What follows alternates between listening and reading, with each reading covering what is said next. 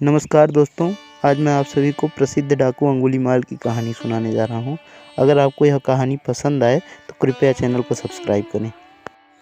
कौशल नरेश सम्राट प्रसेनजीत के राजपुरोहित के घर पर एक बालक का जन्म हुआ। उसके जन्म से पूरे घर में आनंद ही आनंद था। लेकिन जब परंपरा के अनुसार बालक की जन्म कुंडली बनवाई गई तो राज ज्योतिषी ने बताया कि जिस अशुभ योग में बालक का जन्म हुआ है, ऐसे लोग डाकू या हत्यारे बनते हैं। यह सुनकर सभी के पैरों तले जमीन खिसक गई।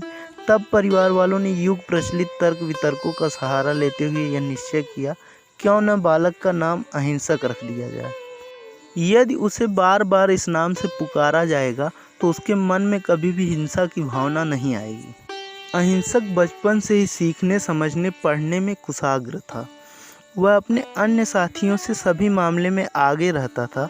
उसके गुणों से केवल गुरु ही नहीं बल्कि गुरु माता भी प्रसन्न रहती थी और उससे सौम्य व्यवहार रखती थी। इसी कारण अहिंसक के कुछ साथियों को उससे ईर्ष्या होने लगी।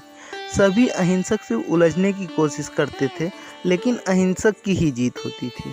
तब एक दिन उसके साथियों ने अहिंसक को नीचा दिखाने की योजना बनाई और आचार्य के मन में अहिंसक के प्रति घृणा भाव उत्पन्न करने के लिए यह कहा कि अहिंसक गुरु माता के प्रति कुदृष्टि रखता है। यह सुनकर आचार्य जी का क्रोध नियंत्रण में नहीं रहा और उन्होंने अहिंसक से कहा, तुम में ब्राह्मण पुत्र कहलाने की योग्यता नहीं है।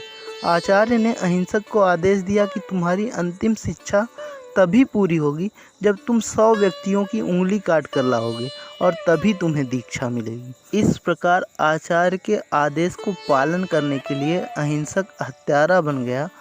वह श्रावस्ती के जंगल में जाकर हत्याएं करने लगा। वह जितनी भी हत्याएं करता था उनकी उंगलियां काटकर उसे मालाओं में पिरो लेता था, जिससे उन हत्याओं की गिनती की जा सके। इसीलिए उसका नाम अंगुलीमाल पड़ गया। जब गौतम बुद्ध श्रावस्ती में वर्षा काल में निवास करने आए, तब लोगों ने उन्हें अंगुलीमाल के आतंक के बारे में बताया। ऐसा सुनकर वे उसी जंगल की ओर चले गए। तभी पीछे से आवाज़ आई, रुक जा, कहाँ जा रहा है।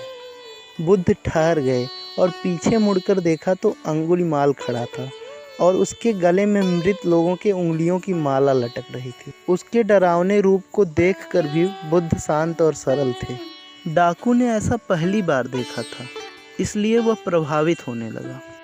बुद्ध ने मधुर स्वर में कहा, मैं तो ठहर गया, भला तुम कब ठहरोगे। बुद्ध की निडरता और चेहरे पर तेज देखकर अंगुलीमाल ने कहा, हे सन्यासी, क्या तुझे मुझसे डर नहीं लग रहा है। देख, मैंने लोगों को मारकर उनकी उंगलियों की माला पहनी है। बुद्ध बोले, भला तुझसे क्या डरना, डरना ही है तो उससे डरो जो सच में ताकतवर हो।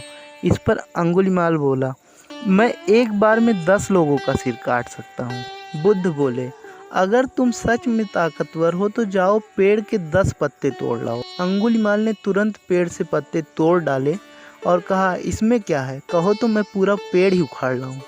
बुद्ध ने कहा, पेड़ उखाड़ने की आवश्यकता नहीं है। अगर तुम सच में ताकतवर हो तो इन तोड़े हुए पत्तियों को वापस पेड़ में जोड़ दो। इस पर अंगुलीमाल बोला, भला टूटे हुए पत्ते कैसे जुड़ सकते हैं। बुद्ध ने बड़ी सरलता से कहा, जिस चीज़ को तुम जोड़ नहीं सकते उसे तोड़ने का अधिकार तुम्हें कैसे मिला। यदि तुम मनुष्यों का सिर जोड़ नहीं सकते तो उसे काटने में कैसी बहादुरी। यह सुनकर अंगुलीमाल अवाक रह गया और उसके हाथ से तलवार स्वतः छूट गई। वह बुद्ध के चरणों में गिर पड़ा। इस प्रकार महात्मा बुद्ध ने अंगुलीमाल को बौद्ध धर्म में दीक्षित कर दिया। दोस्तों, आपको यह कहानी कैसी लगी कृपया कमेंट बॉक्स में ज़रूर बताएं। धन्यवाद।